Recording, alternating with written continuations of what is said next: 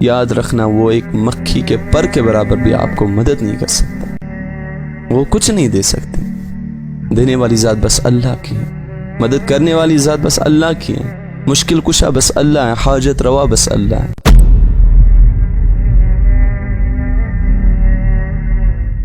ہر ایک گناہ کو اللہ تعالیٰ معاف کرے گا، آپ چاہے زندگی میں کتنے بھی گناہ کرو اللہ تعالیٰ معاف کرے گا۔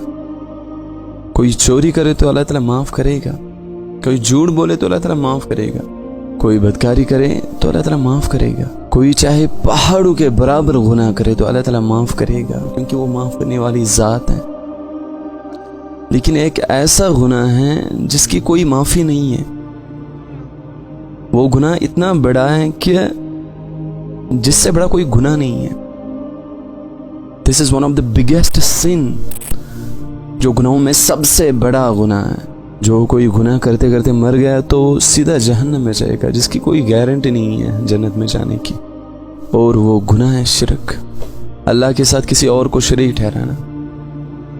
جو صفات اللہ میں ہیں وہ کسی بندے میں دینا، اللہ کے نام کے ساتھ کسی اور کا نام جوڑنا، جیسے کہ اللہ مددگار ہیں، اللہ کے بندے کو اپنا مددگار سمجھنا، شرک، اس گناہ کو اللہ تعالیٰ نہیں بخشے گا۔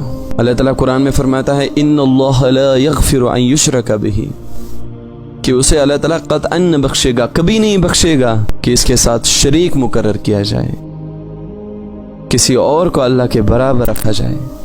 وَيَغْفِرُ مَا دُونَ ذَلِكَ لِمَن يَشَاءُ، ہاں شرک کے علاوہ جس کے گناہ اللہ تعالیٰ معاف کرنا چاہے کر دیتا ہے۔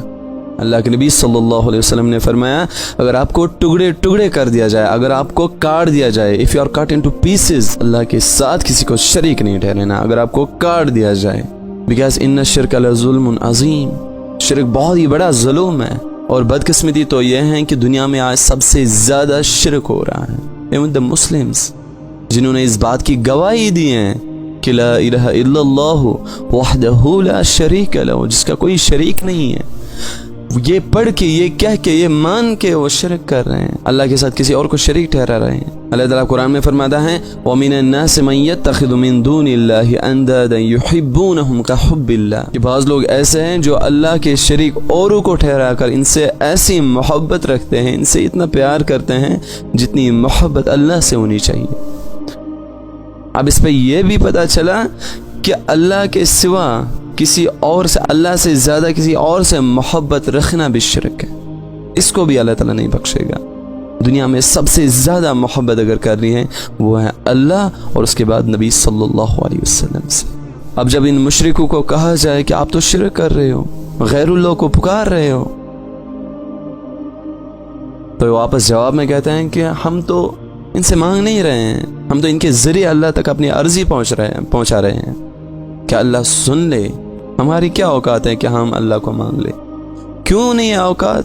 جو اللہ آپ کو کہہ رہا ہے کہ میں آپ کو 70 ماؤں سے زیادہ محبت کرتا ہوں، آپ سے 70 ماؤں سے زیادہ پیار کرتا ہوں، جو اللہ آپ کو کہہ رہا ہے وَنَحْنُ أَقْرَبُ إِلَيْهِ مِنْ حَبْلِ الْوَرِيدِ، کہ میں آپ کو شرک سے زیادہ نزدیک ہوں، میں اپنے بندے کو شرک سے زیادہ نزدیک ہوں، تو اللہ کو اتنا دور کیوں سمجھ رہا ہے؟ پھر تو کیوں ایسا سمجھ رہا ہے کہ اللہ میری نہیں سنے گا؟ تو پھر کون سنے گا؟ جس اللہ نے آپ کو پیدا کیا، جس اللہ نے آپ کو بنایا، وہ نہیں سنے گا تو کون سنے گا؟ یقین کی کمی ہے، اس پہ یقین ہونا چاہیے انسان کو۔ جس انسان کو اللہ پر یقین ختم ہو گیا نا، تو اللہ اس کو پھر دنیا کے لوگوں کے حوالے کر دیتا ہے۔ اس لیے اللہ پر یقین رکھ کے اللہ سے مانگو، اور اللہ سنتا ہے، ہر کسی کی دعا سنتا ہے۔ یاد رکھنا اللہ کے سوا آپ جن کو پکار رہے ہو نا، جن کو اپنا مددگار سمجھ رہے ہو، جن کو اپنا مشکل کشا سمجھ رہے ہو، جن کو اپنا حاجت روا سمجھ رہے ہو، یاد رکھنا وہ ایک مکھی کے پر کے برابر بھی آپ کو مدد نہیں کر سکتا، وہ کچھ نہیں دے سکتے۔ دینے والی ذات بس اللہ کی ہے، مدد کرنے والی ذات بس اللہ کی ہے، مشکل کشا بس اللہ ہے، حاجت روا بس اللہ ہے۔ اللہ سے ہی مانگنی ہے بس، اور اس سے کیا مانگنا ہے؟ اور تو دنیا کے لوگ تو کچھ نہیں دینے والے آپ کو۔ ایون the prophets کی عظمت دیکھو، ان کی عظمت کتنی بلند ہے۔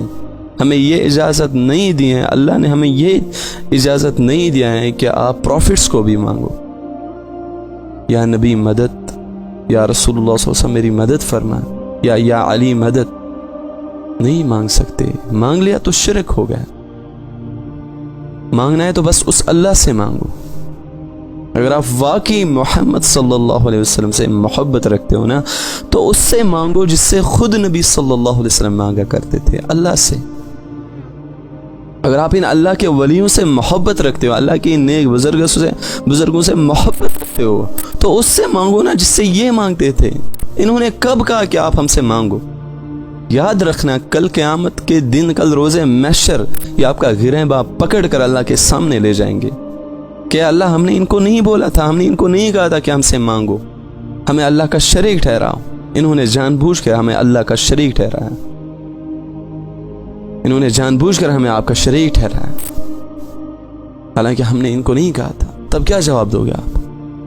کیوں آپ کو یہ سمجھ نہیں آ رہا؟ حالانکہ ہر نماز میں آپ کہہ رہے ہو، حالانکہ ہر نماز میں آپ اللہ سے کہہ رہے ہو کہ ایاک نعبد و ایاک نستعین، یا اللہ ہم تیری ہی عبادت کرتے ہیں اور تجھ ہی سے مدد چاہتے ہیں۔ اگر اللہ سے ہی مدد چاہتے ہو تو پھر دنیا کے لوگوں کو کیوں مانگ رہے ہو؟ اس سے کیوں مانگ رہے ہو جو قبر میں دفن ہے؟ اس سے کیوں مانگ رہے ہو جس کے پاس قدرت نہیں ہے، جس کے پاس اتنا پاور نہیں ہے کہ وہ آپ کو دے سکے، وہ آپ کی حاجت روا کر سکے؟ کیا اللہ کو اتنا پاور نہیں ہے کہ آپ دنیا کے لوگوں کے حوالے ہو گئے؟ کیا اللہ کو اتنی طاقت نہیں ہے کہ وہ آپ کو دے سکے کہ آپ دنیا کے لوگوں کے، آپ کسی قبر والے کو پکار رہے ہو مدد کے لیے؟ اس لیے اپنے آپ کو بچاؤ، قبروں کے حوالے مت ہو جاؤ، قبروں پہ اپنی جولی نہ پھیلاؤ، درگاہوں پہ اپنی جولی نہ پھیلاؤ، کیونکہ وہ خود اللہ کے بندے ہیں، وہ خود محتاج ہیں، وہ آپ کو کیا دے سکتے ہیں؟